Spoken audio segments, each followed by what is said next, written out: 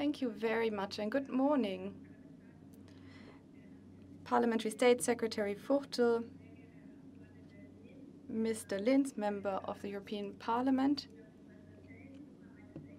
Professor Schellenhuber, ladies and gentlemen, I am delighted to be here with you, at least virtually, and to deliver my welcoming address.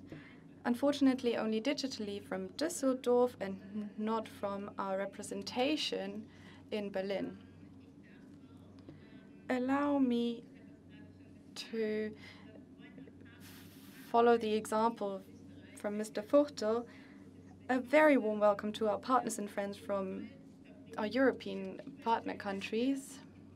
This topic connects us beyond borders, and I do believe that we can apply in Germany and we can learn from what you are doing in your countries. That is why I am delighted to and look forward to exchanging experiences with you. We were supposed to meet in the representation of North Rhine-Westphalia in Berlin. Well, things are different now, and it is a pity in a way. Of course, it's nice to meet in person and face-to-face, but it is also a pity because the building itself is linked to the topic we are discussing today. Because the representation is mainly built of wood, of course, some steel and glass as well, and concrete for the cellars. But the main material is the parabolic facade made of wood, which makes the building appealing and light. And light it is indeed. This is not just a buzzword. In fact, the building is 50% lighter than buildings of a similar size. In 2003, the new build, planned by the Düsseldorf architects Petinka and Pink, was awarded the German Wood Construction Prize. And by the way, 1 year later, we also were awarded the German Steel Construction Prize. So you can clearly see we are using different materials and connect them. So, on your next trip to Berlin, I would like to invite you to visit our representation. There is also a very nice cafeteria. But let's move on to today's topic. Over the last couple of weeks or even years in North Rhine-Westphalia, we have seen enormous forest damages. For 3 years, we have seen droughts, storms, the bark beetle, and this has, of course, destroyed and harmed our forests tremendously. However, these forest damages also led to the fact that sawmills had a lot to do, as Mr. Fuchtel already said. Timber is more valuable than ever before. I just attended a materials summit together with the building minister and the Minister for Economic Affairs because we wouldn't have imagined the situation on the market to be as it currently is. Timber prices as well as raw timber prices are increasing again. So this, of course, helps our owners of forests. That is only half the story, however.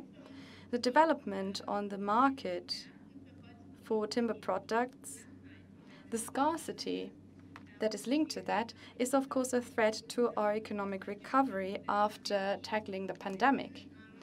Because safeguarding the more raw material supply and functioning supply chains with wood and timber products is key for domestic value creation. We can no longer afford bottlenecks in supplies, so we are doing our utmost to counteract this development. What is more, together with the Federal Minister of Economic Affairs, Mr. Altmaier, we have agreed to address the topic of the market situation at the next Ministers' Conference in mid-June, because it depends on the players on the market. Hence, we need a dialogue amongst each other. This is a challenge we can only tackle together. So some of us might actually need to use wood that is infested by the bark beetle. This timber is still stable. There is no difference in this sense, but people just don't like to use it. But if this leads to the fact that forest owners can actually save, or rather fell their healthy timber, well, that is a bad development. That's bad for the forests and for the entire sector. Ladies and gentlemen, climate change, of course, is the most urgent challenge we are facing after tackling the COVID-19 pandemic. And even while tackling the COVID-19 pandemic, climate change is also a pressing matter. We have seen a downward trend of emissions due to the pandemic, but that is not a real development. We must be very clear on this. This will probably only be an outlier in the development of emissions. Forest management and timber use can be a significant contribution against global warming. Without forests, without functioning and efficient forests, we will not be able to stop global warming. That is not only the conviction of the IPCC, but it is also a conviction that has spread recently. Fortunately so. Professor Schellenhuber, you will address this issue later, I believe. The Climate Change Act by the federal government, so thank you to Berlin,